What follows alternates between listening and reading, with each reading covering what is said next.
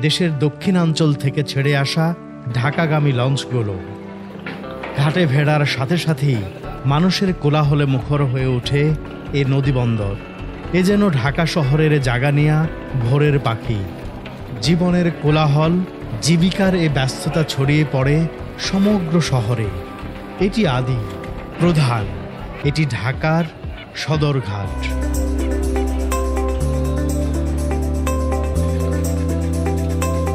সমাজ ও জীবনের এই যে গভীর শিকড় এখানে জমাট বেঁধেছে, তার ইতিহাসও অনেক গভীর আর ঐতিহ্যের। সদরঘাটের গোড়াপত্তন কখন হয়েছিল তা নির্দিষ্ট করে লিপিবদ্ধ না থাকলেও এটি যে সহস্র বছরের পুরনো ঘাট এবং ব্যবসা বাণিজ্যের প্রবেশদ্বার, তার রয়েছে নানা প্রমাণ। নদী বৃদ্ধগঙ্গা নামের উল্লেখ পাওয়া যায় 2000 বছর আগে রচিত কলিকা পুরাণে। একই নামের উল্লেখ পাওয়া যায় আকবরনামাতেও। আর ঢাকা নগর হিসেবে গড়ে উঠেছিল ডক্কা নামের বৃক্ষবহুল বৃদ্ধগঙ্গা নদীর তীরে। ধলেশ্বরীর শাখা নদী বৃদ্ধগঙ্গা কালের আবর্তে পরিচিতি পায় বুড়িগঙ্গা নামে। লোকমুখে প্রচলিত ডক্কা শহরের প্রবেশের জন্য আদিকাল থেকেই প্রসিদ্ধ ছিল বর্তমান সদরঘাটের এ অংশ। তাই 1610 ঈসাই সালে ইসলাম খান চিশতি বাংলার রাজধানী ঢাকায় স্থানান্তর করে নামকরণ করেন জাহাঙ্গীরনগর। তখনও সকল দফতর বা গুরুত্বপূর্ণ অফিস এই সদরঘাটের আশপাশের এলাকায় গড়ে ওঠে।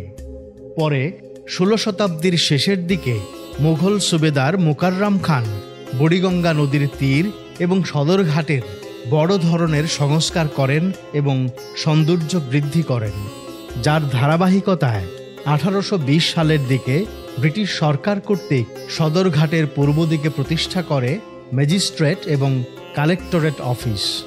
এরপর থেকে ঢাকা যত বড় আর ব্যস্ত হয়েছে, সদরঘাটের ব্যস্ততা এবং প্রয়োজনও বেড়েছে সমান্তরালভাবে।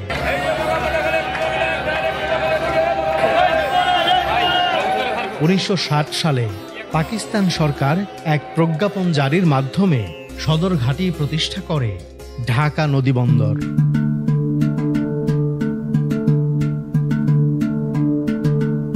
বর্তমানে সারা বাংলাদেশে যোগাযোগের জন্য 160টি নৌপথের মধ্যে 45টি পথ এ ঢাকা নদীবন্দর সদরঘাটের সাথে সংযুক্ত।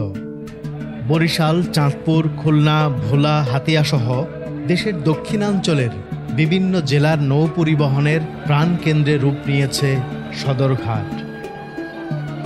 সবশেষ পদ্মা সেতু দক্ষিণবঙ্গকে সংযোগ করলেও যাত্রী পরিবহন বা সারা দেশ থেকে মালামাল পরিবহন, নানা ধরনের ব্যবসা বাণিজ্যের জন্য ব্যস্ততায় মুখর হয় প্রাচীন এ নদীবন্দর।